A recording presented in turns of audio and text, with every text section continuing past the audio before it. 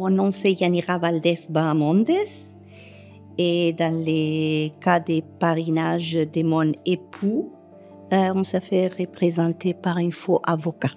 Il avait beaucoup travaillé avec des dossiers de parrainage des autres clients de ma communauté. Et quand je l'ai rencontré, il était une personne très empathique envers notre situation. C'était une personne qui m'a donné beaucoup d'idées.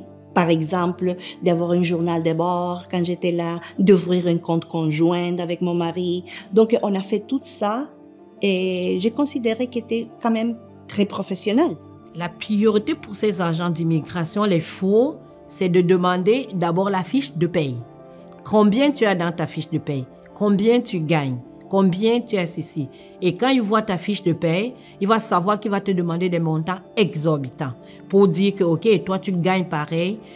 Pas de pitié pour ta famille, pas de pitié pour tes enfants, pas de pitié pour ta femme, pas de pitié peut-être pour ton mari, c'est toi qui es là. C'est ça qui est désolant.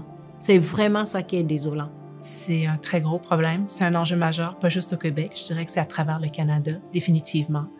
Et je crois que dans notre quotidien d'avocat en droit de l'immigration, on le voit presque tous les jours. J'avais beaucoup d'espoir, en fin de compte, avec ces faux avocats. J'avais beaucoup de responsabilités sur moi envers mon mari parce que je voulais à tout prix les répatrier.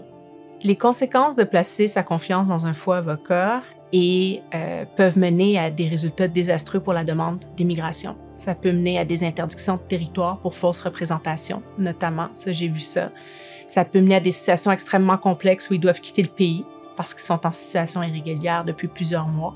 Il y avait beaucoup d'instances où je me posais la question entre 2011 et 2017 si lui avait vraiment présenté les dossiers de parrainage.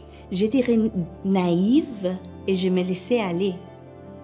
Et je n'ai pas vu le signe qu'aujourd'hui, dans cette perspective et avec l'expérience que j'ai eue, j'aurais dû le voir.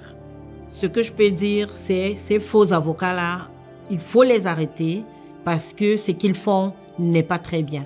De briser la vie des familles qui a réussi, alors qu'ils devaient être acceptés, mais ne seront pas acceptés parce que tu as donné quelque chose ou bien tu as écrit quelque chose qui n'est pas vraiment consistant pour pouvoir les faire rester ici. Il y a eu de l'argent perdu, évidemment. Il y a un coût financier au début, mais plus que ça, il y a un coût des sentiments, et parce que c'est la vie de deux personnes, hein?